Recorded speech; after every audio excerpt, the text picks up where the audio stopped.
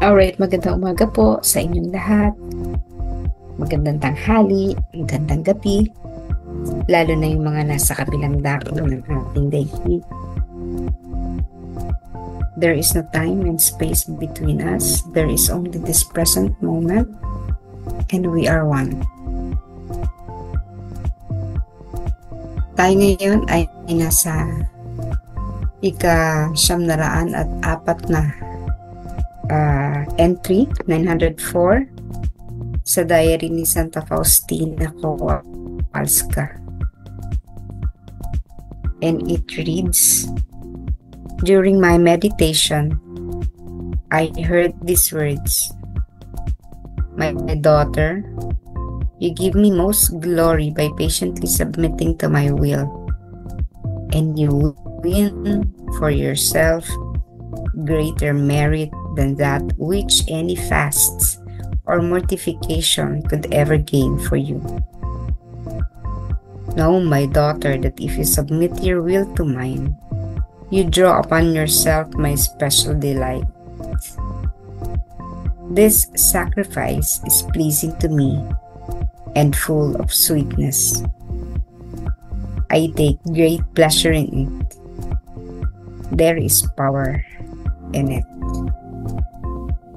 Sa aking paginilay, narinig ko ang mga salitang ito. "Aking anak, binigyan mo ako ng higit pang kaluwalhatian sa matapat mong pagsusuko sa aking kalooban. At nagkakamit ka naman ng mas malaking merito kaysa kahit anong mga makukuha mo sa pag-aayuno o mortifikasyon. Alam mo, aking anak, na kung isusuko mo ang iyong kalooban sa akin, nakukuha mo sa iyong sarili ang aking espesyal na kaluguran. Ang sakripisyong ito ay nakalulugod sa akin at paano at puno ng katamisan. Labis ako nagagalak dito, may angking kapangyarihan ito." Okay, this is about submitting ourselves, our will, our own will, to the will of God. Sa mga panalangin natin, lagi nating sinasabi, we lift to God all our prayers, and if these are all in accordance to the will of God, may it manifest the soonest. Parang gano'n. Ano. Bakit ba kailangan ang manaig ay ang kalooban ng Diyos? Bakit ba hindi ang ating kalooban? Unang-una, ang ating kaalaman, ang ating scope ng ating mga karanasan, ang lahat-lahat sa atin individually, very limited. Ikukumpara ito sa kaalaman ng Diyos, which is infinite, which is absolute, perfect. That is God's. No, sa Kanya yon. Samantalang tayo, laging may error, may margin of error, however perfect it is, laging may diferensya, no? Hindi natin ma-perfect ang isang bagay. Kahit pa sabihin na natin perfect na yon, hindi pa rin yun perfect. Meron pa rin bahid yun ng mga, may bahid pa rin yun ng kahit gaano kaliit, ng pagkakamali. Or marami pa tayong hindi pa na i-consider, no? Halimbawa, kung gusto natin ng isang bagay, may mga ano pa yun, may mga hindi tayo nakikita, consider or nabibigyang pansin. In its entirety, whatever we are wishing for, whatever we are asking for, hindi maaaring hindi magkakaroon ng ah, blot or sa isa, kumbaga, may dungis lagi. Not perfect. Pangalawa, yung ating hinahangad ay kadalasan para sa ating sarili lamang. For most people, whatever we are praying for, whatever we are asking for, karamihan para yan sa sarili nating kapakanan. Karaniwan, yan yung ating sariling kagustuhan lamang. Kaya pag hindi agad na ibibigay ng Panginoon ang ating mga pinapanalangin, minsan, yung ating pananampalataya humihina, nababawasan ay ang Diyos, hindi ibinigay sa akin. No? Minsan matagal tayo bago makarecover kapag hindi ibinigay sa atin ang ating kagustuhan. Kaya ganun ang ating mga plano, tunguhin, mga ipinapanalangin, kahit pa sabihin natin, yung ating intention ay dalisay, no? Still, we can never tell kasi nga limited ang ating kaalaman. At kapag ito ay inihambing natin sa ating Diyos, wala ni katiting. Sapagkat ang Diyos natin ay infinite, absolute, perfect. Calculated niya lahat perfectly, exactly. No? Ibig sabihin, lahat ng mga anggulo, alam ng Diyos. Alam niya kung anong mag-itutulot nito sa ating kabutihan. Ganon din ang hindi kabutihang maidudulot. No? Kasi nga, siya lang yung makakakita nun. Hindi natin nakikita yon. Nakikita niya yung kailaliman ng lupa. Hindi natin nakikita yon. Nakikita niya ang kalawakan. For most of us, hindi naman nakikita. Hindi man nakakarating sa outside na ating kinabibilangan. And even if we are able to be in space, katulad ng mga scientists, still very limited. Hindi nila maaabot ang lahat ng mga naglalakbay sa kalawakan. Hindi nila malalakbay ang buong kalawakan because it is infinite. And we approach infinity. Paano yun? No? Imagine mo, how do you approach infinity? Only God can exist in infinity. Pero tayo, hindi. Kasi tayo, human beings, mortal. No? Lahat tayo, we are destined to die. At the end of our life, kapag tapos na yan, yun na yun. Katapusan na. Pero ang Diyos, it does not end. It is infinite, immortal. So, doon pa lang malinaw. Sa buhay lang, no? Mayroon tayong limitation, natatapos tayo. Pero ang Diyos, hindi yan natatapos. Patuloy yan sa pag-iral. Ilang siglo man ang dumaan, ilang henerasyon man ang dumaan, marami na ang sumunod mula sa atin, no? Sa generation natin. Years from now, ilang generation na. No? Since time immemorial, ilang generation na tayo, no? So, nagbabago. Natatapos, nagwawakas tayo. Pero,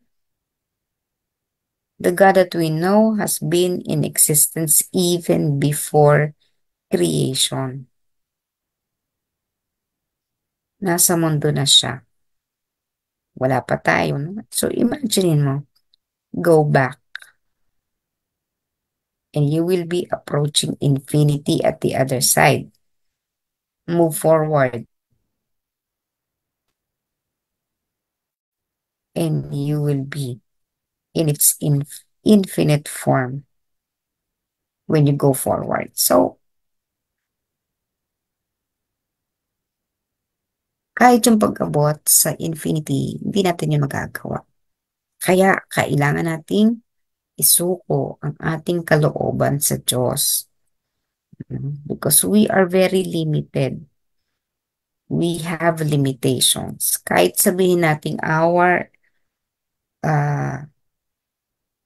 the possibilities in us is unlimited, kahit sabihin pa natin yun, still, we have limitations.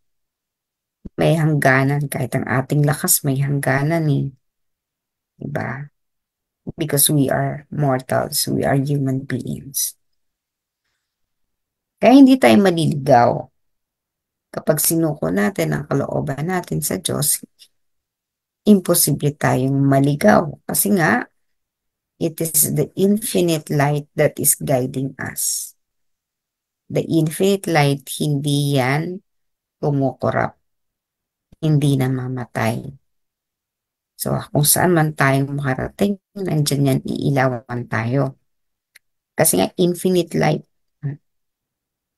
Kaya mahalaga, lagi natin iniisip, whatever we ask for, ano man ang hinihiling natin sa Panginoon, lagi nating sasabihin, if it be in accordance to your holy will. Sapagkat sa pamamagitan noon, napapalakas natin ang ating pananampalataya at pananalig sa Kanya. So again, this is a question of trust. Yun lang naman ang pwede nating gawin sapagkat hindi nga tayo perfect. While God is perfect. Kaya mahalaga yung pananampalataya. Mahalaga ang ating pananalig. Kung ibibigay natin, isusuko natin ang ating sarili sa Panginoon, nangangahulugan din ito na mataas ang antas ng ating pananalig sa Kanya. At kapag ibinigay natin ang ating kalooban sa Kanya, isinuko ang sarili natin sa Kanyang kalooban, nagagalak ang Panginoon. Bakit? Because in that way, we will never go wrong. Siyempre, hindi naman siya matutuwa kapag tayo naliligaw ng landas. Gagawa at gagawa ng paraan ng ating Panginoon para ibalik tayo sa tamang daan. Kasi nga, we are part of Him. Tayo ay bahagi niya. Hindi niya hayaan na yung kahit isang bahagi niya ay mawala sa landas. No? So imagine niyo isang buong tinapay, pie, no? Pizza, halimbawa, isang buo. So pag pinaghati-hati yan, bawat bahagi niyan corresponds to a soul. So kapag may isang soul doon na nawala, may kulang doon sa pizza, may bawas. Hindi gugustuhin ng Diyos na wala ang isa man doon. Sapagkat bahagi tayo niya. 'Di ba? Kung ikaw man, 'di ba? Yung kakulangan mo, hindi mo hayaang mawala. Kaya yun yung parable ng the lost sheep. Isa lang yun. Isa lang ang nawalang sheep o tupa. Pero iniwan ng Panginoon ang 99 para hanapin ang isa.